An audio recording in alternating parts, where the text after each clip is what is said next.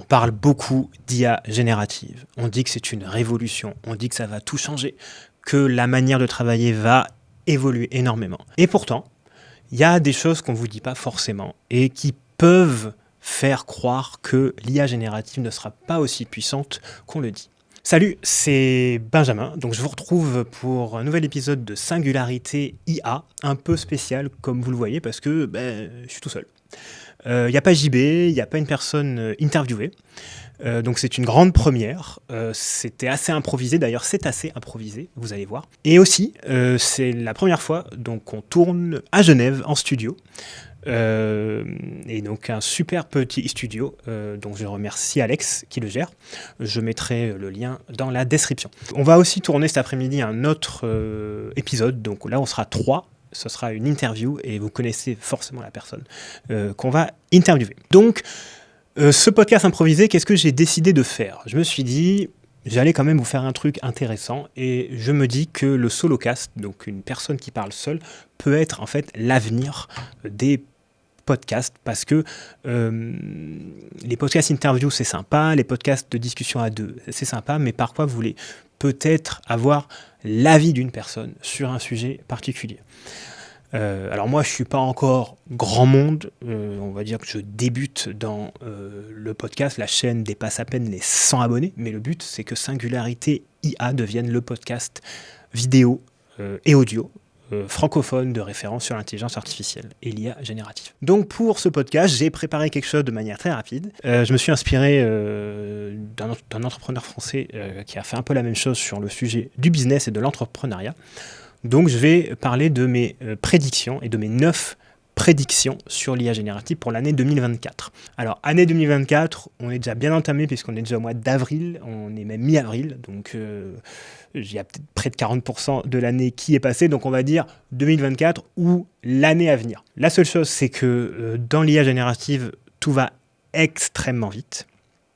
Donc 2024 peut suffire et en 8 mois, il peut se passer énormément de choses. Donc il y en a 9, je vais vous les citer une par une. Dans la description, vous les aurez, donc vous pourrez cliquer sur celles qui vous intéressent. En tout cas, je vais les faire dans cet ordre. Donc la première, c'est l'année 2024 sera celle de la consolidation. La deuxième, c'est OpenAI va rester sans concurrence. La troisième, c'est le nombre de formations IA en entreprise ne va pas exploser. Le point 4, la confidentialité va devenir un enjeu central. Ce matin, j'ai eu une autre idée à ce sujet mais bon, j'en ferai un post, une newsletter, je ne sais pas encore, mais là, j'ai quand même resté juste sur ça.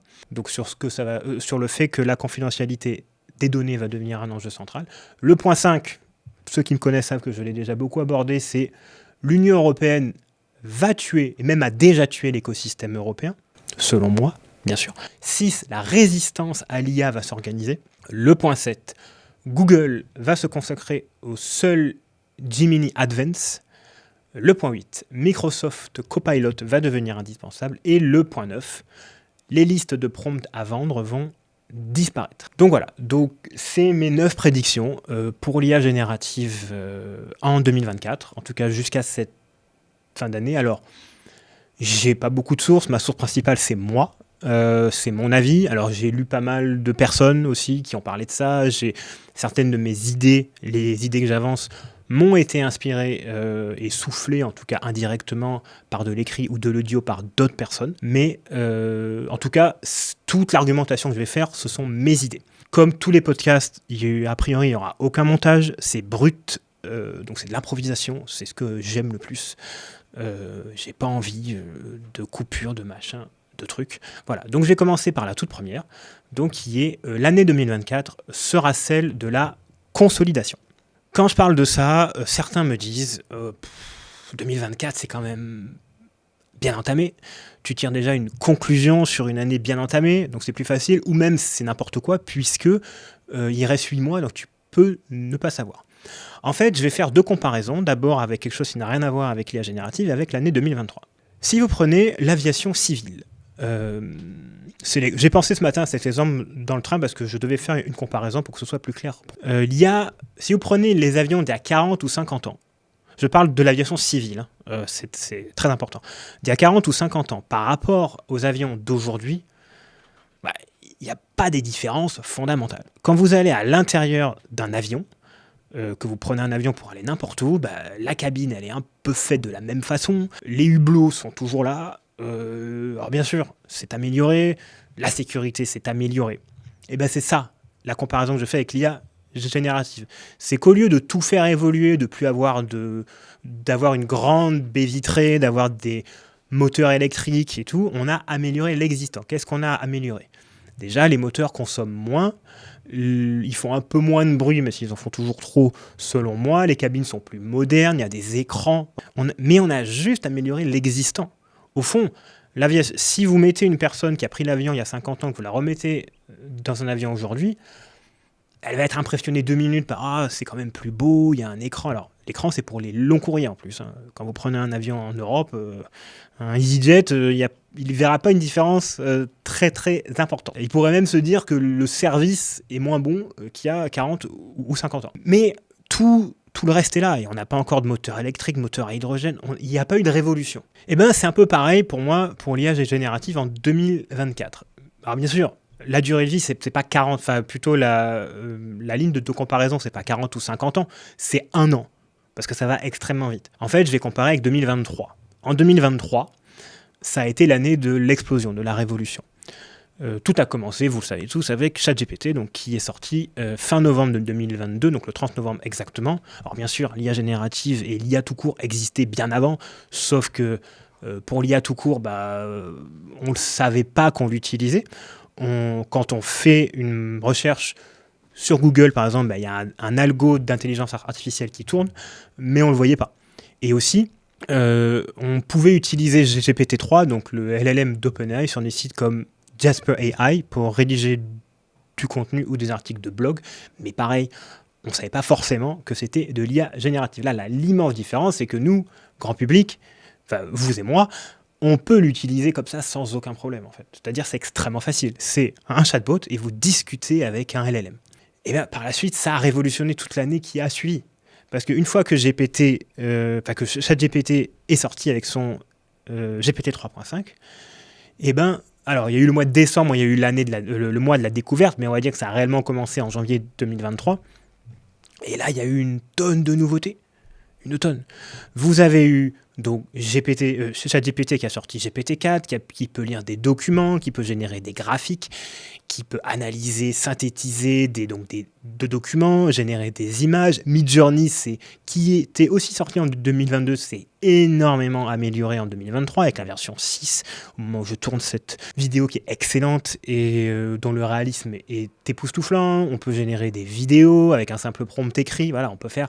Voilà, ça a été vraiment une révolution. Des choses qu'on ne pouvait pas faire un an auparavant et qui, là, en 2023, ont été rendues disponibles. 2024, qu'est-ce qu'on va faire, selon moi ? On ne va pas réinventer la roue. Tout ce qu'on voit aujourd'hui, on cherche à améliorer l'existant. Alors oui, il y a des nouvelles choses qui sont sorties. Je pense à 2 IA génératives textuelles, donc Mistral Large, la française, et Claude 3 Opus, surtout. Pour moi, le principal concurrent à ChatGPT, en tout cas américain. Ces 2 LLM excellents, mais est-ce qu'ils sont une révolution par rapport à GPT-4 ? Non. Alors, Claude 3 est un peu meilleur pour certains cas d'usage. Mistral l'est plus ou moins pour tout ce qui est langue française. Mais ce n'est pas une révolution. C'est une amélioration de l'existant, comme nos avions. Pour moi, le but de l'année 2024, en tout cas des mois qui restent à suivre, c'est d'améliorer ce qui existe déjà et ce qui ne fonctionne pas forcément bien. Je pense notamment à l'analyse et la synthèse des documents.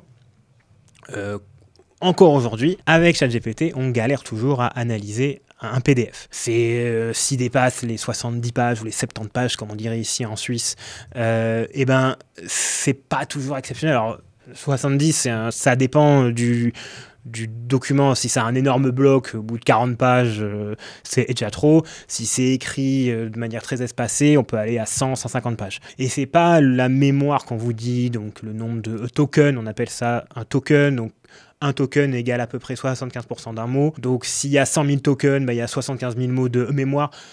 Ça, c'est la théorie. Dans les faits, la mémoire peut être perdue plus rapidement. Donc quand on analyse un PDF, c'est pas toujours parfait, loin de là. Pour moi, c'est ça qu'il faut améliorer. Il faut que ChatGPT et les autres IA génératives qui le proposent puissent analyser des PDF de manière parfaite. sans erreur. Ça, ce sera une belle évolution, voire une révolution. Donc il faut améliorer l'existant. Même chose, il faut que quand il y a une mémoire, enfin une fenêtre contextuelle, comme on dit par exemple de 1 million de tokens, c'est la limite aujourd'hui avec une IA générative, dont je parlerai un petit peu plus tard, il faut qu'on puisse réellement arriver à 1 million. Il ne faut pas qu'au bout de 100 000, on bloque et qu'il y ait des petits oublis. Ça ne sert à rien. Donc pareil, quand on génère une image, il faut que ce soit encore meilleur. Quand on va générer des vidéos avec des prompts écrits, il faut que ce soit encore meilleur. Il faut améliorer l'existant. Donc c'est pour ça que je pense qu'en 2024, et c'est pour ça que GPT-5 est retardé, c'est parce que on ne peut pas révolutionner grand-chose encore. On va essayer d'améliorer l'existant. Donc pour moi, c'est la prédiction numéro 1. Donc la deuxième, c'est OpenAI va rester sans concurrence. Alors c'est un peu contradictoire avec ce que j'ai dit auparavant, parce qu'il y a en gros 4 IA génératives aujourd'hui qui font concurrence à OpenAI.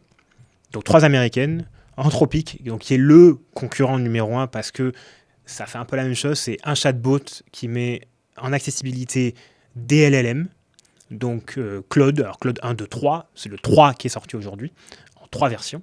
Donc Opus, Haiku et la troisième, j'ai oublié, c'est pas grave. Donc il y a Mistral, donc la française, avec 3 LLM, donc disponibles sur le chat ou le chat. Donc Mistral Small, Next et Large, qui est pour l'instant gratuite. Hein. C'est très important ça. Je sais pas combien dedans, mais en tout cas, Mistral Large est toujours gratuit. Et il y a enfin Google qui a sorti Gemini Pro. Mais Gemini Pro, c'est un peu à part. Et enfin, Gemini tout court, pour moi, c'est à part. J'en parlerai notamment dans les prédictions 7 et 8. Donc pourquoi OpenAI va rester sans concurrence ? Pour plusieurs raisons, selon moi. La première, c'est qu'ils sont arrivés en premier. Et quand on arrive en premier sur un marché, on a toujours un temps d'avance. Donc aujourd'hui, quand nous, formateurs, on forme à l'IA générative, dans la quasi-totalité des cas, voire la totalité des cas, c'est ChatGPT, rien d'autre. La seule exception, c'est Microsoft Copilot de temps en temps, mais vous verrez juste après que quand on dit Microsoft, OpenAI, c'est pas très très loin. Donc voilà, ils ont beaucoup d'avance. C'est aujourd'hui l'IA, alors c'est pas la seule IA multimodale, c'est une IA multimodale, c'est une IA qui propose plusieurs types de contenus. Donc, génération de texte, génération d'images. D'ailleurs, dans les IA que je devais vous citer en concurrence, il y a Midjourney que j'ai oublié, parce que OpenAI fait aussi de la génération d'images avec DALL-E 3, et Midjourney aussi en fait. Mais aujourd'hui, Midjourney est au-dessus en génération d'images, notamment en réalisme. Oui, donc, ils ont beaucoup d'avance sur ça. Donc, ils ont une IA multimodale qui peut tout faire. En tout cas, du texte, de l'image, lire des docs, construire, j'en ai pas parlé, mais construire des robots personnalisés. D'ailleurs, ça aussi, améliorer l'existence, c'est important. Un GPT sur ChatGPT peut accueillir jusqu'à 20 documents. On pourrait monter à 30, 40, 50, 100. C'est l'objectif. Donc, OpenAI, aujourd'hui, la seule IA générative a proposé de construire un robot personnalisé directement à l'interface web. Les autres ne le proposent pas. C'est via une API. Donc c'est moins accessible, ou on va construire ce qu'on appelle un RAG. Ça, c'est pas le sujet, hein. On reviendra une autre fois sur ça, mais OpenAI a beaucoup d'avance. Ensuite, ils ont de nouveaux produits qui arrivent. Alors moi, je suis pas fan des tests, des benchmarks, des machins. Moi, j'aime bien tester moi-même, pour dire que si ça marche bien ou pas. Il y a Sora qui arrive, donc la génération de vidéos, et le réalisme a l'air assez hallucinant, et Sam Altman a fait des tests. En fait, des gens mettaient un tweet, ils disaient tu peux mettre ça en prompt, et Sam Altman le faisait, et montrait la vidéo que ça générait. Donc tout Twitter a été inondé de vidéos générées par Sora pendant une journée. Bon, le seul truc, c'est que moi, j'ai pas testé, aucun des formateurs que je connais ne l'a testé, parce qu'on n'y a pas accès, donc on ne sait pas ce que ça vaut. Mais en tout cas, ça a l'air très bon. Aussi, OpenAI prépare un clonage de voix. Aujourd'hui, l'IA star sur ça, c'est Eleven Labs. Pareil, c'est pour des contenus très spécialisés, donc c'est pour ça qu'on en parle assez peu au final. Mais en tout cas, ça marche très très bien, comme HeyGen pour construire des avatars, pour faire des avatars en vidéo, et si vous mixez les deux, même les trois avec GPT-4, donc pour le texte GPT-4, Eleven Labs pour le son, et HeyGen pour l'avatar en vidéo, ça peut vous faire un contenu incroyable où vous parlez, mais en fait non, puisque tout est généré automatiquement.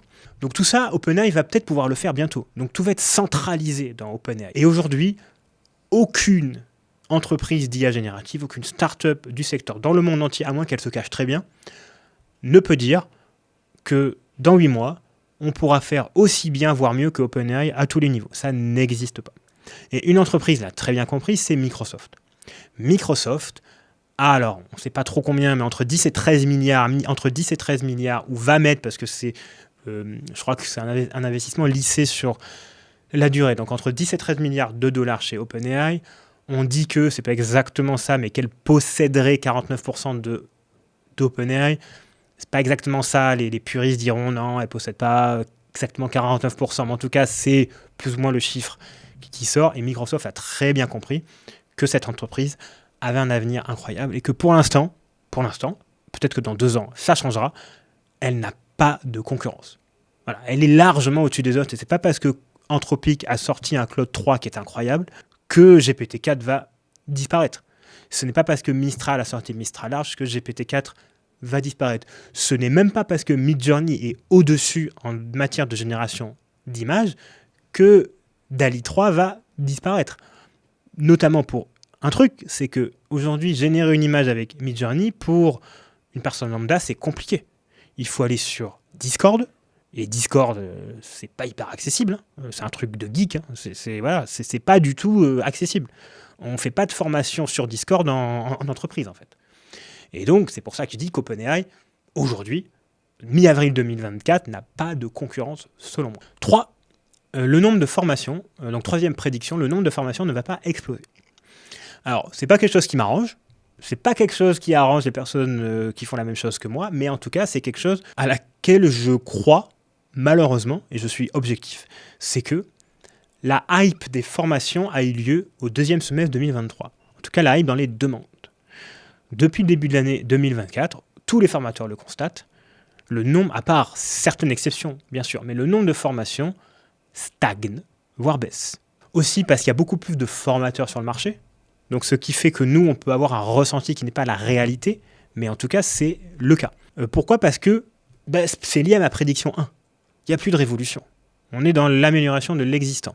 Donc les gens ont vu, ont testé, et je pense que pas moi et pas les gens que je connais, mais on leur a menti. On leur a fait croire que, et vous verrez, c'est ma prédiction 9, que des prompts pouvaient tout automatiser un business. Absolument tout. C'est pas le cas, en fait. C'est pas le cas.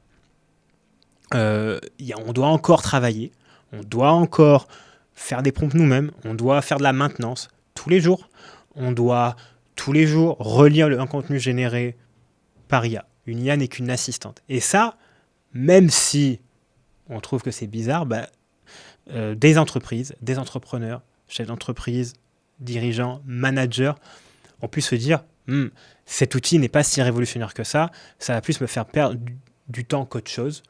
Donc, à quoi bon se former à ce sujet ? Je n'ai pas d'intérêt. Et en effet, dans les demandes que je reçois, il y a beaucoup de questions sur les cas d'usage. Qu'est-ce que ça va changer au quotidien ? Est-ce que c'est réellement la révolution, comme on dit ? Et moi, je suis honnête, je ne vais pas me mentir. Je dis oui, ça changera votre quotidien de faire ça. Mais ça va pas, vous n'allez pas ne pas travailler. C'est ça qui est important. Vous allez avoir une super assistante quand tout est bien fonctionnel, quand vous acceptez de pratiquer, quand vous acceptez de vous former. Mais vous n'allez pas tout automatiser. Et même si vous mettez de vraies automatisations en place avec Make ou Zapier, en passant par des outils d'intelligence artificielle, ça ne va pas révolutionner non plus. Ça va vous aider. Mais il y aura toujours un peu de travail. Ensuite, il y a le deuxième camp, dont j'en parlerai un petit peu plus tard, sur la résistance à l'IA. Il y a des gens aujourd'hui qui ne veulent pas en entendre parler, et ça bloque. Ça bloque. Donc, c'est pour ça que je pense qu'il y aura pas... Si, il y aura des demandes de formation, clairement, mais ça va... En tout cas, ce ne sera pas en évolution incroyable par rapport à l'année 2023, j'en suis certain. Et en tout cas, tous les gens autour de moi le constatent. On n'a pas 10 demandes par jour. Voilà. On en a beaucoup moins. Et parce qu'il n'y a plus cette hype qu'il y a eu en 2023. Donc, point 4, la confidentialité va devenir un enjeu central. Donc, le point 4, la confidentialité va devenir un enjeu central. Alors, moi, je travaille beaucoup avec des avocats, juristes professionnels du droit, et tout ce qui est confidentialité, secret professionnel, données personnelles est un enjeu très important. Mais je remarque aussi que c'est un enjeu pour les entreprises qui, tout simplement, veulent préserver la confidentialité de leurs données. Vous le savez peut-être, mais je le dis pour ceux qui ne savent pas, pour les personnes qui ne savent pas, quand vous utilisez une IA générative et que vous n'avez pas une version qui annule ça, en tout cas qui fait que ça ne le fait pas, vous payez un peu plus, les données que vous mettez dans les chats, dans les robots personnalisés, donc les GPT sur ChatGPT, sont utilisées pour entraîner les modèles. Donc les LLM GPT 3, 5, 4 et bientôt 5 pour OpenAI, Claude 1, 2, 3 pour Anthropic, Mistral, donc l'open source, j'ai oublié le nom, ensuite Small, Next et Large pour Mistral, etc., etc. Et donc des personnes se disent non, mais moi je ne veux pas utiliser ces outils-là parce que les entreprises en question, qui sont pour la plupart américaines en plus, vont pomper toutes mes données pour entraîner les modèles. Alors, c'est un peu plus complexe que ça. C'est pour ça que ce matin, j'ai réfléchi que j'allais peut-être en faire une newsletter, un post aussi sur LinkedIn. C'est plus intéressant que là. Là, c'est vraiment juste rester sur confidentialité égale enjeu central pour 2024. En fait, c'est en effet très important et c'est en effet un sujet qui va revenir. Parce que moi, alors c'est peut-être biaisé parce que c'est vrai que les gens savent que je travaille pas mal avec des avocats professionnels du droit, donc c'est biaisé parce qu'ils savent que c'est un sujet qui m'intéresse et que je connais assez bien. Donc c'est peut-être pour ça aussi. Mais je sais que d'autres personnes, donc Jean-Baptiste Berthoud, donc qui fait le podcast avec moi, a aussi ce sujet-là qui revient sur et mes données, etc. Donc c'est pour ça que je pense que des outils ou des abonnements qui mettent en avant et qui promettent par contrat, du moins, que les données ne sont pas utilisées pour entraîner les modèles, vont augmenter. Donc, en tout cas, il va y avoir de plus en plus d'abonnements et de souscriptions. Donc, pour ChatGPT, ça va être la version Team, donc il y a $25 par mois par utilisateur. Par exemple, je suis certain qu'elle va exploser très vite. Et que alors, JB et moi, on en a une qu'on partage, parce que pour nos clients, c'est quand même mieux, et pour nous aussi. Là, j'ai fait une formation dans un cabinet comptable à Paris qui a carrément la version Enterprise, donc c'est carrément la version au-dessus. Je sais que quand on passe par l'API aussi, les données ne sont pas toujours utilisées pour entraîner les modèles, en tout cas pour OpenAI, c'est ça. J'avoue que pour Claude et Mistral, j'ai un doute, donc je ne vais pas dire oui ou non. Tout ça, ça va venir. Il y a même des outils, l'outil français comme SafeBrain, par exemple, qui est une sorte d'agrégateur de LLM, met une sorte de mur entre les LLM que vous utilisez et eux, qui fait que les données sont protégées, ne sont pas transmises, en tout cas de manière claire, brute, aux entreprises américaines. Et donc, je suis certain que ça va devenir un enjeu central, pas forcément pour les avocats, pas forcément seulement pour les avocats professionnels du droit, mais aussi les médecins, les banquiers, mais pour toutes les entreprises qui ont réellement un intérêt à ça. Et moi-même, je le dis, je conseille aujourd'hui de prendre la version Team de ChatGPT, en tout cas si vous voulez rester sur OpenAI, parce que alors déjà, il y a du travail collaboratif, vous pouvez être plusieurs sur le même compte, en fait, donc ça c'est quand même...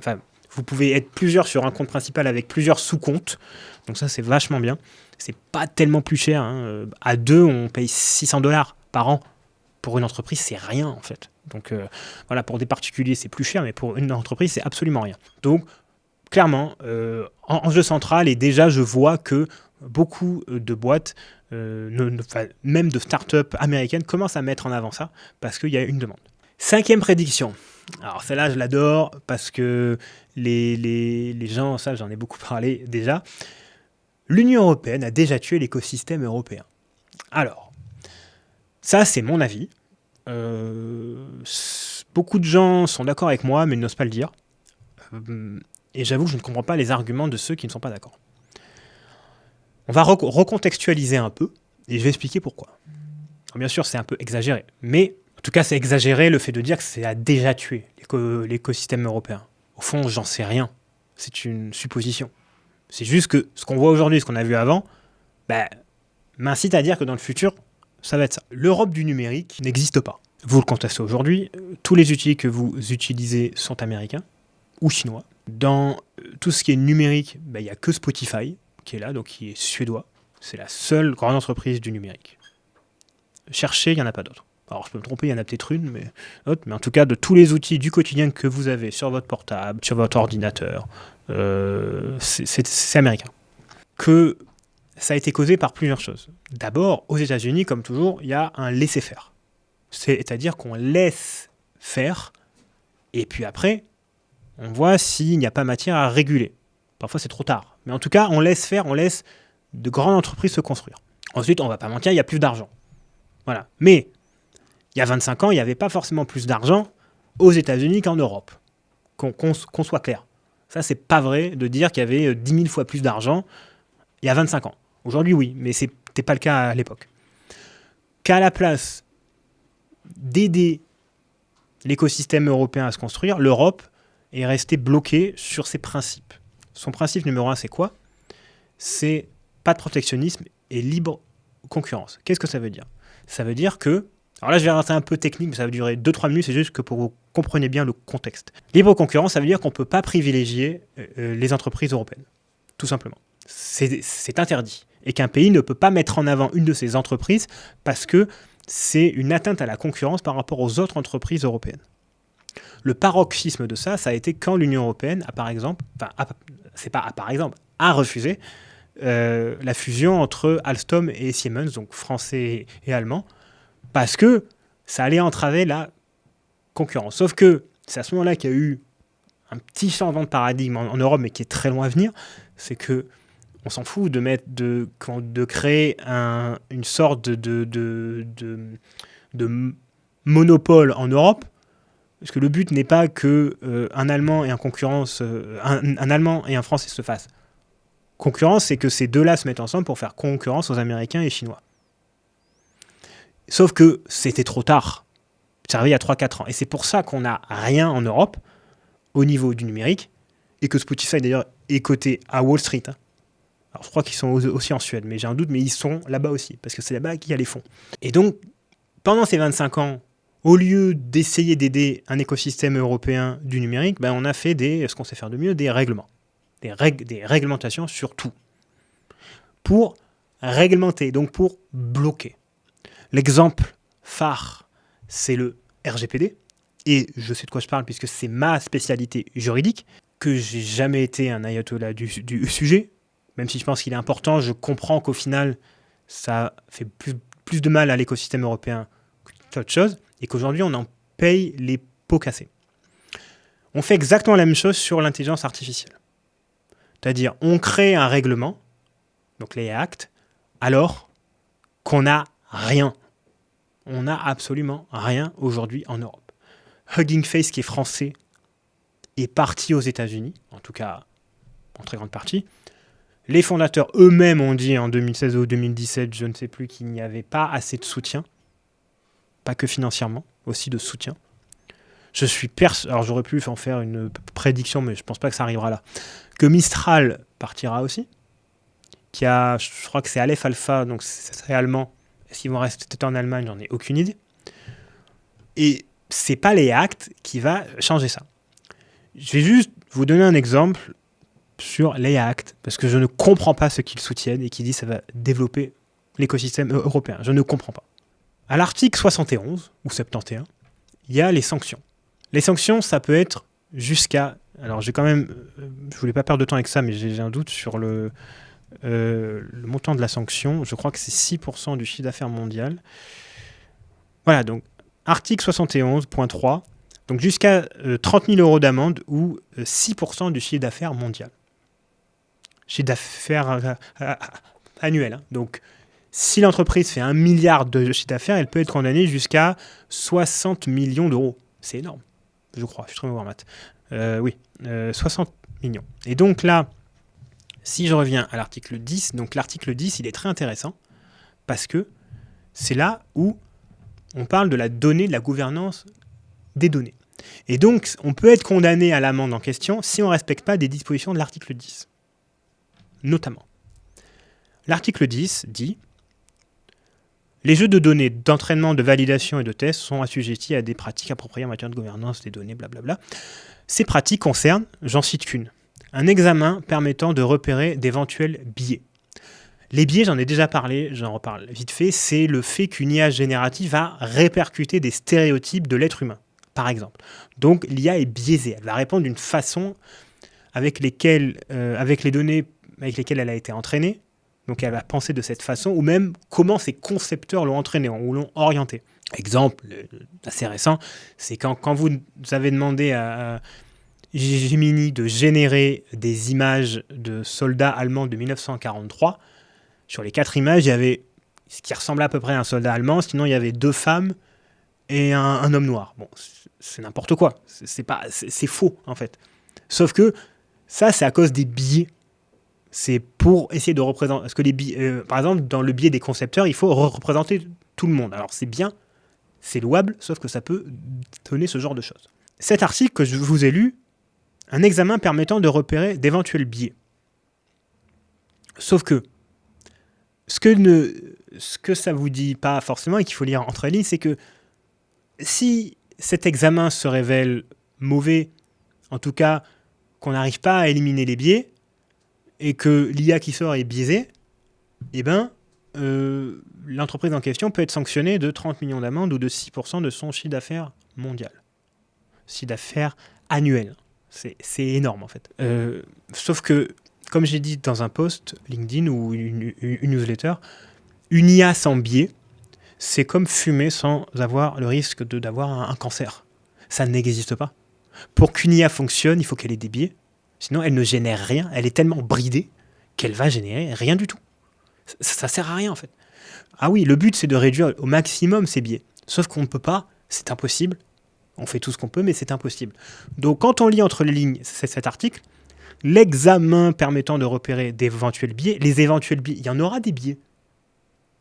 Donc, comment vous voulez que des entreprises ne prennent pas peur à développer quelque chose en Europe quand elles ont une épée de Damoclès au-dessus de la tête qui peut leur faire prendre 6% de leur chiffre d'affaires annuel en amende? Elles n'ont pas envie, elles ont peur. Donc elles se brident. Donc soit elles construisent des produits bridés, donc pas forcément bons, soit elles font rien, ou soit elles partent à l'étranger, notamment aux États-Unis. C'est pas la première fois que ça arrive, c'est pas la première fois que dans le numérique ça arrive, ça fait 25 ans que ça existe.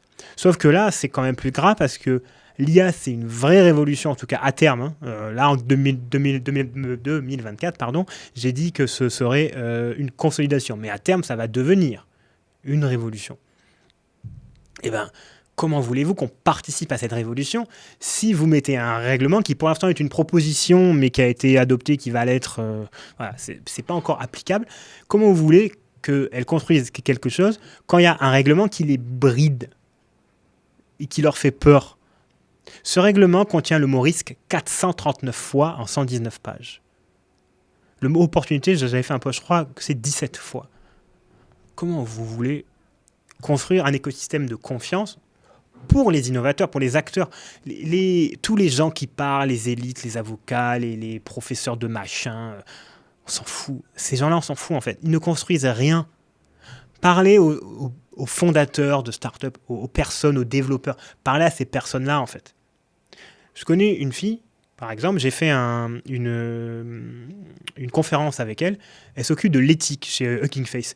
C'est très important des personnes comme elle. C'est des gens comme ça qu'il faut. C'est des gens qui, en construisant le produit, aient un regard éthique pour éviter des problèmes plus tard. Oui. Est-ce qu'il faut un règlement? Non. En tout cas, pas comme ça. Et quand certaines personnes m'ont dit à moi que oui, mais les États-Unis font la même chose. Non. Les États-Unis font pas du tout la même chose.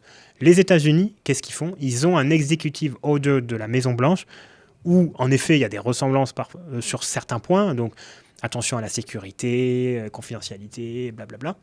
Mais il y a un petit oubli que disent les personnes, c'est que il y a marqué qu'il faut tout faire pour protéger l'économie américaine. Quelque chose comme ça. Je l'ai plus en tête. Mais c'est marqué en gras. C'est-à-dire, ils font du protectionnisme. Ce que ne sait pas faire l'Europe, parce que c'est interdit. Et donc, si vous ne faites pas de protectionnisme, vous allez tuer les entreprises européennes, puisque les Américains et les Chinois, qui eux, pour le coup, alors, je suis plutôt d'accord pour interdire les IA à la chinoise qui détectent les comportements de délinquants potentiels avec la génétique. Voilà, ça, c'est affreux. D'ailleurs, ça c'est bien que le règlement, c'est une des rares bonnes choses de ce règlement européen, c'est qu'il interdit ça. Mais pour le reste, voilà. États-Unis et Chinois vont construire des choses de leur côté. Et les Européens, je ne vois pas comment ce règlement peut aider l'écosystème européen. C'est un non-sens de dire ça. Lisez-le. Il est facilement accessible. Hein. Vous tapez AI Act sur Eurlex, EURLEX. Et là, vous avez le règlement, vous l'avez en français. Vous lisez et vous voyez. Donc pour moi, je ne vois pas trop comment un règlement avec le Maurice 439 pages, où on définit une IA à haut risque, sans trop savoir ce que c'est, on a l'impression que toutes les IA sont à haut risque, et je peux vous dire que les obligations sont énormes pour les startups qui développent ce type d'intelligence artificielle. Sincèrement, je ne vois pas l'avenir de l'écosystème européen dans l'IA générative avec un règlement comme ça. Je préfère largement la preuve de la Suisse, donc où je vis, qui est une sorte de mix entre les États-Unis et l'Europe, une sorte de laisser-faire un peu plus évolué, où pour l'instant, on laisse faire, on fait des recommandations. Là, il y a par exemple un guide qui est sorti à destination des fonctionnaires sur ce qu'ils peuvent faire et ne pas faire. Ça, c'est très bien. C'est ça qu'il faut faire. On discute. Voilà, il n'y a pas des observatoires de l'intelligence artificielle ou je ne sais pas quoi. C'est-à-dire, on discute avec les créateurs. Et c'est ça, c'est très bien. Et ça, ce serait bien que la France prenne le lead sur ça, quitte à être en contradiction avec le règlement européen, parce qu'au fond, c'est ce qu'il faudrait faire. Malheureusement, je crois que légalement, ce n'est pas possible. Point 6, je savais que je serais long sur ce point 5, les autres seront un petit peu plus courts. Point 6, la résistance à l'IA va s'organiser. Alors, c'est quoi la résistance ? Il y a de plus en plus de personnes qui ont peur de l'IA générative. Elles ont notamment peur pour leurs emplois. Elles disent « mon emploi va être supprimé ».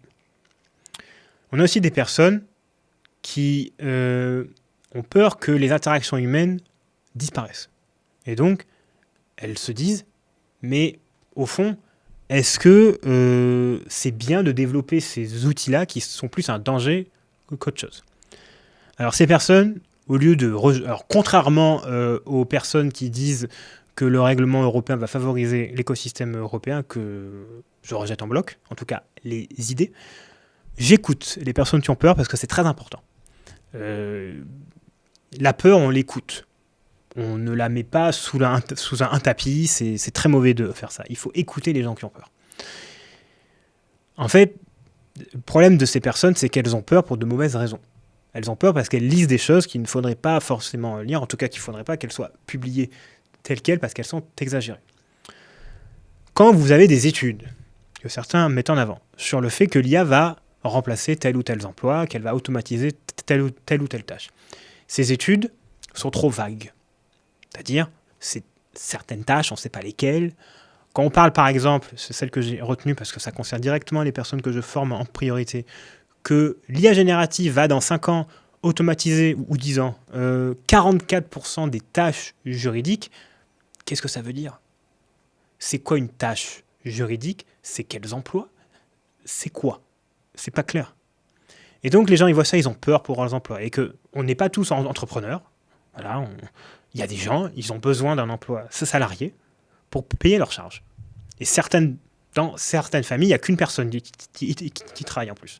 Donc c'est vraiment important. En fait, aujourd'hui, l'IA ne va remplacer aucun emploi. Voilà, je le mets sur la table, je le dis, en 2024, l'IA ne remplace personne. C'est pas parce qu'il y a des boîtes, il y en a une boîte dans la Veille Média qui a fait en France, là, qui a fait la une en France, c'est un choix, en fait. C'est un choix et vous verrez qu'ils pourront revenir en arrière. Mais ça, c'est un autre sujet. Aujourd'hui, l'IA ne remplace personne. Donc, il faut que les gens qui ont peur n'aient pas cette peur et essaient de lire au-delà des prophéties malaisantes sur l'IA va tous nous remplacer, Terminator va venir et tout. Et c'est pour ça qu'il y a des sommets en Europe où, je me rappelle, le ministre français de l'économie, Bruno Le Maire, avait dit mais on croirait que quand on est là, des robots tueurs vont venir dans les rues et vont n'importe quoi en fait.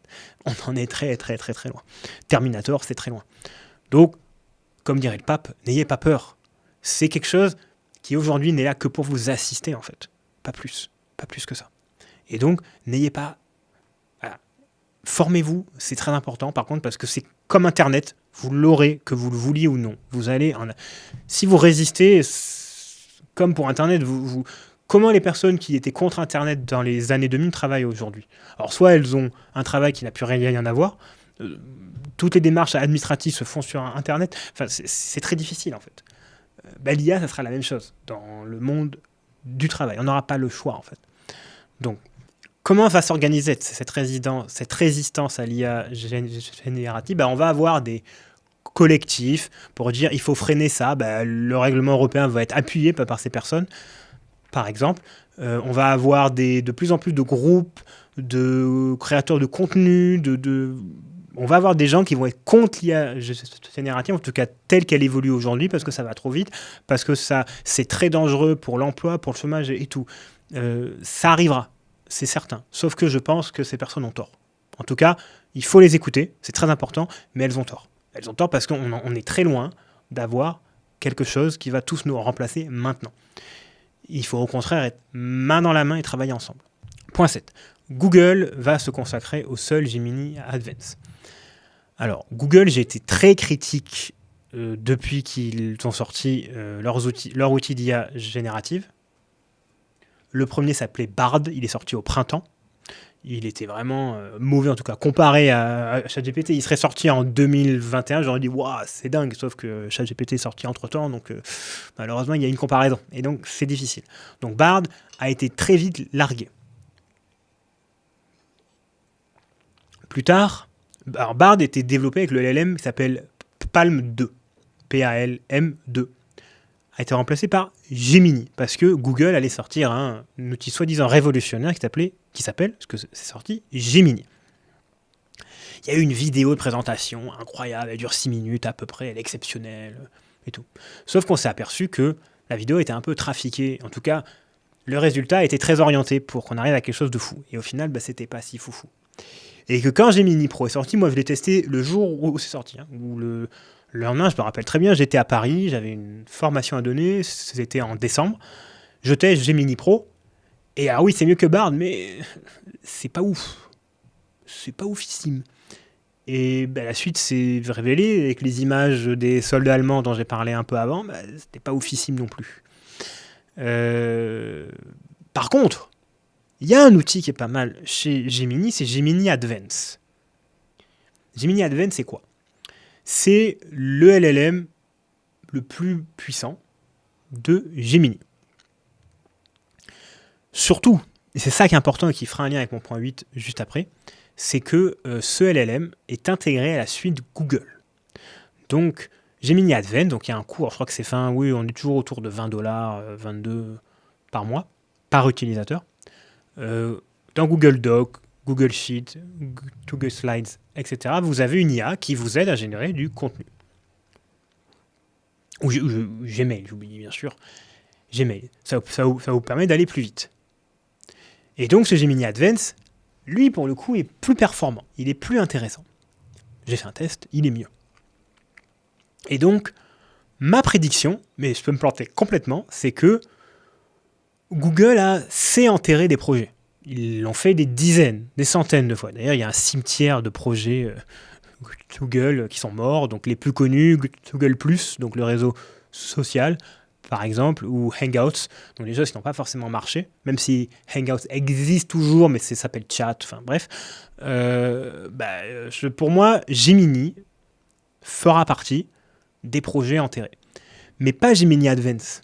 Gemini Advance va perdurer. Parce que cet outil est performant et parce qu'il y a une vraie utilité. C'est-à-dire qu'il est intégré à une suite. Gemini Pro, écoutez, il y a ChatGPT, il y a Mistral, il y a Claude. À quoi ça sert d'avoir un quatrième? Il y a Perplexity, oui.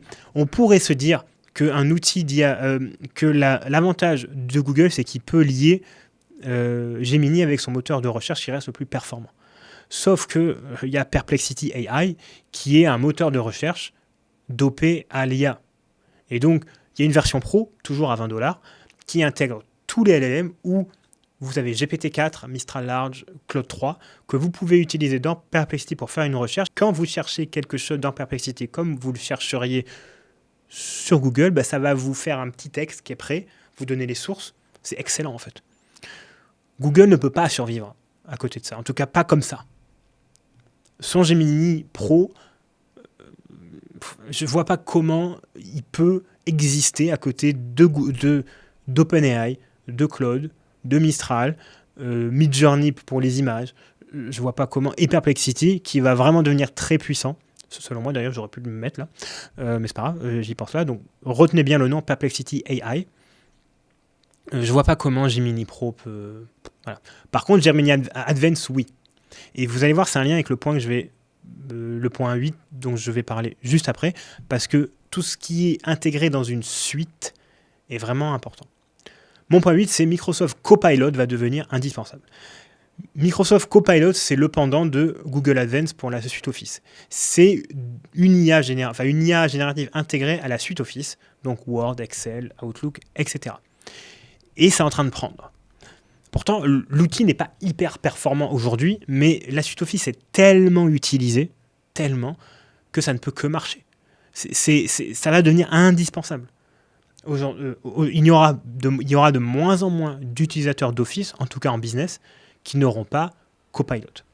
Pour moi, Copilot et Advance vont devenir deux vrais concurrents.